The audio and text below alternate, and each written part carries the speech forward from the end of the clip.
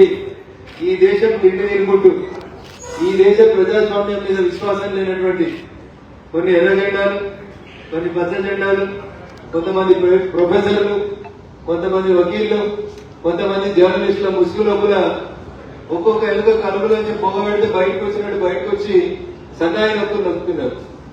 ఒక ఆయన అంటాడు ఇప్పుడు యుద్ధం అవసరం అంటాడు, ఇంకొక ఆయన అంటాడు ఉగ్రవాదానికి మానవ హక్కులు లేవా అంటాడు, ఇంకొక ఆయన అంటాడు భారతదేశానికి తీవ్రమైన నష్టం జరుగుతుంది అంటాడు. దేశంలో ఉన్న సగటు ప్రజలు అడుగుతున్నారు, అని మీరు అన్నం తింటున్నా ఇంకేమైనా తింటున్నా అని అడుగుతున్నారు. మనుషులా పశువులా అని అడుగుతుంది. ఇది రఘునందన్ రావు ప్రశ్న కాదు. రఘునందన్ రావు అంటే మంచిగా అడుగుతాడు. ఇక్కడ ఇది సగటు భారతీయుని ప్రశ్న. ఈ దేశంలో ఉండి ఈ దేశం సొమ్ము తినుకుంటా ఈ దేశ పౌరసత్వాన్ని ఈ దేశ ప్రజాస్వామ్యాన్ని ఎంజాయ్ చేస్తూ ఒక్కొక్కరికి సన్నాయి నొప్పులు నొప్పుతుంది. ఒక ఆయన ఆర్టీఐ కమిషనర్ పదవి ఎక్స్టెన్షన్ చేయలేదని ఒకరికి బాధ కోపం మన మీద, ఇంకొక ఆయనకి ఎమ్మెల్సీ ఎక్స్టెన్షన్ చేయలేదని ఇంకొక ఆయనకు బాధ ఉంటుంది, ఇంకొక ఆయనకు మనం దిద్దుతందుకు ఒక ప్లాట్ఫామ్ కావాలని ఉంటుంది, ఇంకొకరికి ఎన్నడో వెళ్ళిపోయింది ఎలాగో వాళ్ళు కూడా వచ్చి మాట్లాడుతూ ఇవ్వాలి దేశం ముంగట్టుకు వచ్చి ఒక సీట్ గెలవలేనట్టు కూడా. ఇట్లా రకరకాల వ్యక్తులు వచ్చి రకరకాల సన్నాయి నొప్పులు వస్తుంది. వీళ్ళందరి బాధ ఏంది? ఉగ్రవాదం నేరేస్తే కడుపు వస్తుంది, ఉగ్రవాదుల మీద దాడి జరిగితే వీళ్ళకి బాధ అనిపిస్తాం. మరి అదే ఉగ్రవాదులు మన దేశంలో అడుగు పెట్టి ఇంతకాలం మీరు చెప్పినటువంటి the so called pseudo secular మేధావులారా ఈ దేశంలో అడుగు పెట్టి ఈ దేశ ఆడబిడ్డల్ని వాళ్ళ కళ్ళ ముందు బట్టలు ఇప్పించి నీదే మతమని అడిగి కల్మా చదువుమని అడిగి చదవకపోతే నువ్వు హిందూ అని నిర్ధారించి వాళ్ళ ముందే వాళ్ళ భక్తుల్ని చంపుతుంటే ఆ రోజు ఎడదచ్చి ఈ మేధావులంతా ఈ మేధావులకు ఆ రోజు జీతం అందుతలేదని మాట్లాడలేదా?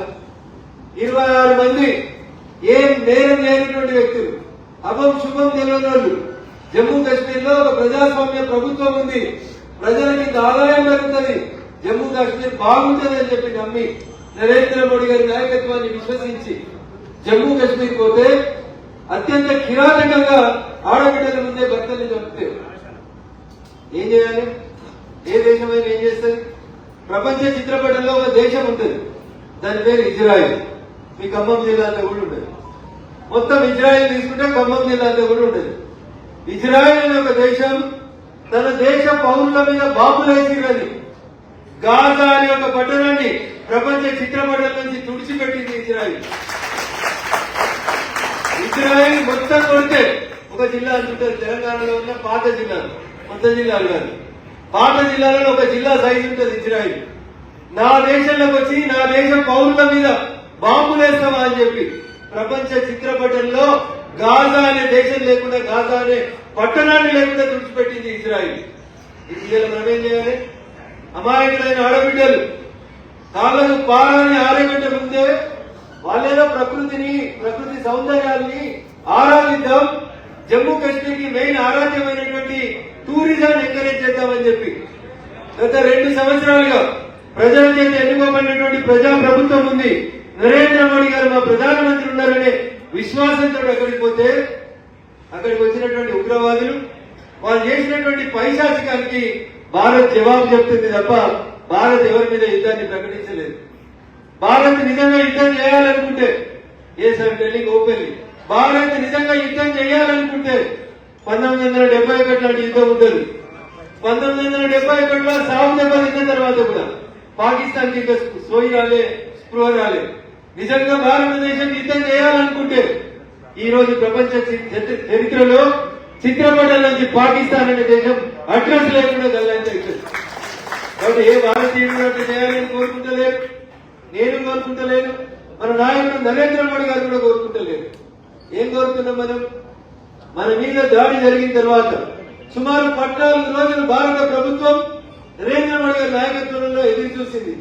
పాకిస్తాన్ తన తప్పు తెలుసుకోవాలని, తీవ్రవాదులకు ఆశ్రయం ఇయ్యొద్దని, తీవ్రవాదుల్ని ఏరేయాలని, వాళ్ళ పేర్లు అడ్రస్లు అన్ని ఎక్కడెక్కడ ఉంటున్నారో మనకు తెలిసినప్పటికీ కూడా పక్కలతోటి పంచాయతీ ఎందుకని సమయంతో వెలిగితే ఇంకా దాడులు చేద్దాం, భారతదేశాన్ని బలహీనపరుచుదాం, అమాయకులైన ప్రజల్ని చంపుదాం అని పాకిస్తాన్ కుట్రలు చేసినప్పుడు తప్పనిసరి పరిస్థితులలో 14 రోజుల తర్వాత భారత సైన్యం ఏ ఆడబిడ్డలైతే అవహేళన చేసిరో ఇతర ఆడబిడ్డల నాయకత్వంలో పోయి పాకిస్తాన్ లో ఉన్న ఉగ్రవాద స్థావరాన్ని ముట్టుకున్నాం తప్ప ఒక్క పాకిస్తాన్ ప్రజల్ని కూడా మనం చంపాలని కోరుకోలేదు, తప్పలేదు.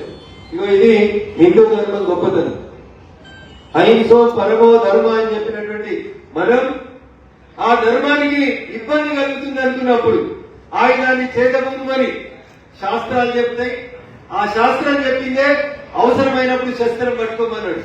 రాముడు యుద్ధం చేసినా, కృష్ణుడు యుద్ధం చేసినా, కృష్ణుడు పాండవులతో యుద్ధం చేపించినా, ఏ అమ్మవారి గుడికి పోయినా మీకు వాళ్ళ చేతిలో కనబడేటువంటి ఆయుధాలు సాధ్యమైనంత వరకు అహింస కోసమే వాటిని వాడతారు తప్ప ఇంకో దానికోసం కాదు. తప్పదు అనుకున్నప్పుడు, మన ధర్మాన్ని మన దేశాన్ని ఇంకెవరో ఏదో చేయాలనుకున్నప్పుడు తప్పకుండా ఆయుధం పట్టాల్సిన సందర్భం వస్తే బరాబరి పడతాం. ఆ తల్లి దుర్గా తల్లి వారసులుగా ఎక్కడికక్కడ ముక్కలు చెక్కలు నరకడంలో ఎక్కడ కూడా మనం ఎక్కిపోం. అయినా మన సైన్యం బలం తెలుసు, మన దగ్గర ఉన్న ఆయుధాల బలం తెలుసు, మన ప్రధానమంత్రి నరేంద్ర మోడీ గారి బలం తెలుసు. అయినా మనం ఒక్క పాకిస్తాన్ సివిలియన్ ని ఇబ్బంది పెట్టాలని మనం కోరుకోలేదు.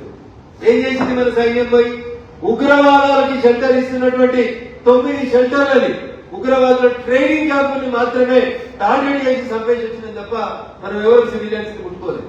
కానీ పాకిస్తాన్ కవ్వింపు చర్యలకు పాల్పడుతూ బార్డర్ మీద ఉన్నటువంటి అమాయక ప్రజల మీద భౌతిక దాడులకు దిగుతూ అనవసరమైనటువంటి కాల్పులకు తెగబడుతున్నప్పుడు ఏం చేయాలి? సమాధానం చెప్పాల్సినటువంటి అవసరం వచ్చింది భారత సైన్యానికి. వాళ్ళకు సంబంధించినటువంటి ఏ వెపన్, ఏ ఒక్క విమానం కూడా భారతదేశానికి సరిహద్దు దాటి రావద్దని చెప్పి ఎక్కడికక్కడ బ్లాస్ట్ చేసిన చంపినది తప్ప మనం ఎక్కడ కవ్వింపు చర్యలకు పాల్పడతలేదు. యుద్ధం మన నీతి కాదనుకుంటాం.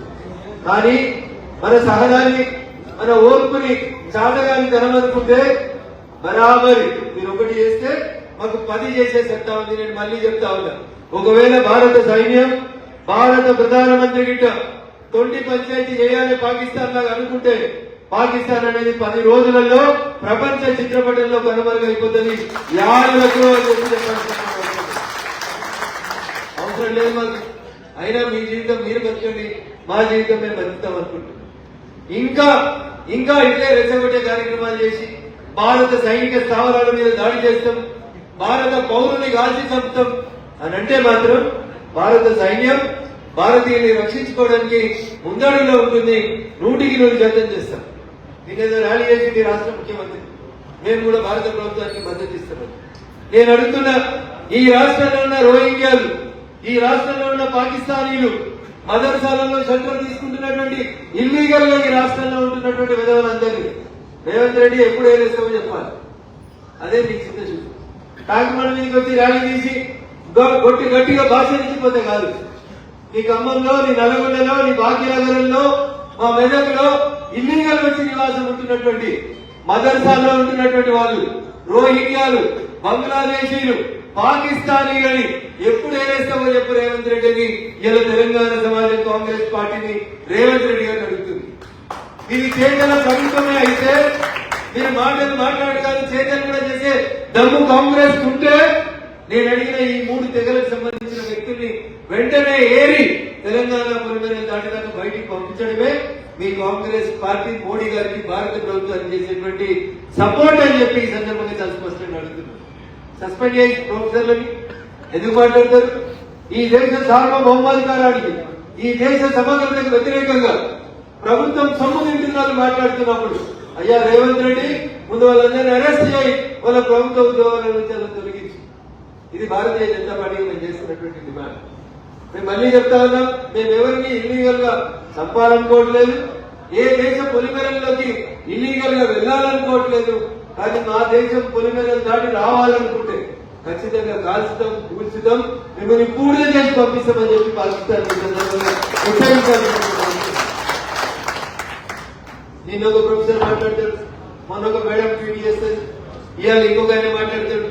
ఇట్లా రకరకాల పేర్లు పెట్టుకొని వస్తున్నటువంటి ఉగ్రవాదులకు అనుకూలంగా ఎవరు మాట్లాడినా అది దేశద్రోహం కిందికి వస్తాయి. సార్లు మీరు ప్రొఫెసర్లా, సార్లా, ఆర్టీఐ కమిషనర్లా నాకు సంబంధం లేదు. కానీ ఇట్లాంటి తప్పుడు కూతలు చూస్తే ఈ ప్రభుత్వం నరేంద్ర మోడీ గారి నాయకత్వంలో ఎవరిని వదిలిపెట్టదు. కొంచెం వెనుక, కొంచెం బరాబర్ మూతోడు జవాబు వస్తుంది.